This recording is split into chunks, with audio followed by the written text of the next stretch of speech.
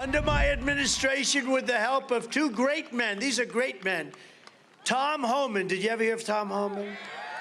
You never want to get in a fight with Tom Homan. And Mark Morgan. These are two great men. Welcome back to Wake Up America Weekend. I'm Tom Basili. That was from former President Donald Trump's rally last night, and we happen to have one of those great men with us to talk about the ongoing crisis at the southern border. He's the former acting CBP commissioner under President Trump, a Newsmax contributor, and a Heritage Foundation visiting fellow. Welcome back to the show, Mark Morgan. Mark, that was one heck of a shout out. Your reaction to that and to the rally last night?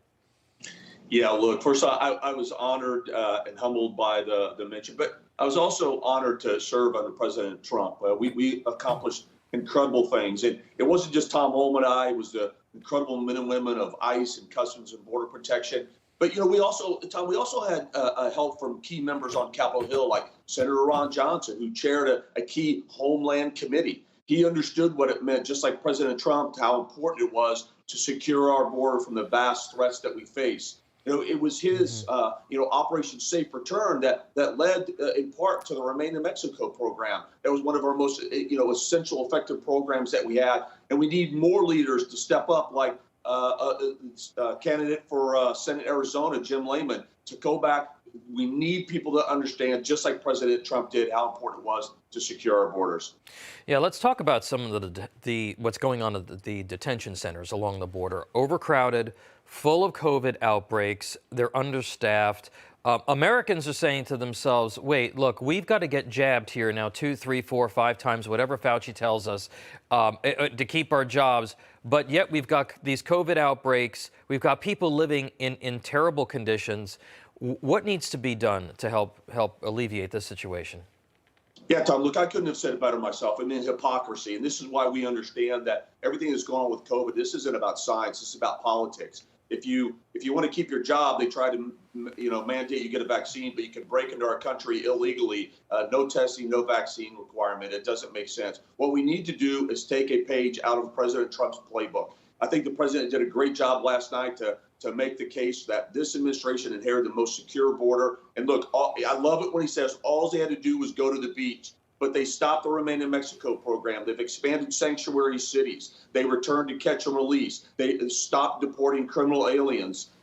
They removed the unprecedented cooperative agreements that we have with the Northern Triangle countries and Mexico. I could go on and on. Yeah. We need to step back. We need to secure our borders and address the loopholes in our illegal migration crisis. And Tom, that's exactly what we did under the Trump administration. You know, they're even releasing a lot of these illegal immigrants due to lack of space. There's a new report out that came out last week that shows some 47,000 illegals who are released have now gone underground.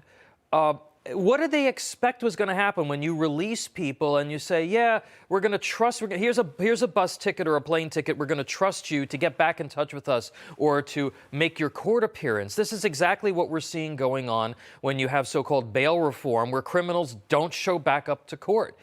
It's absolutely infuriating to folks.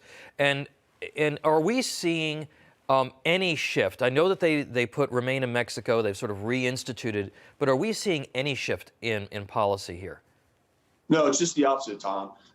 Look, in the Remain in Mexico program, let's keep in mind, they were forced to reinstate that program because a judge ordered them to, but they've just given lip service to it. So they haven't really fully implemented, so it's doing nothing. Look, we're seeing the numbers continue to go at 20-year highs. They're doubling down on this. All they're doing in this administration, they're just getting better at releasing people, like you suggested. And look, President Trump did a really good job of calling that out as well. You know, we've heard this number, 1.72 million apprehensions, and the president called that out as a fake number. And again, he's spot on. Yeah. Because what they're not telling American people is that there are millions more that have poured in. Look, 2 million apprehensions, over 600,000 gotaways, and I'm being conservative, another 400,000 turnbacks in 12 months. Tom, that's over 3 million migrants that have tried to illegally enter our border in the last 12 months. That's a catastrophic crisis. American people in 2022 have to stand up and say enough is enough. All right. Thank you to Mark Morgan for that update. And again, congratulations on your shout out. That was pretty cool last night.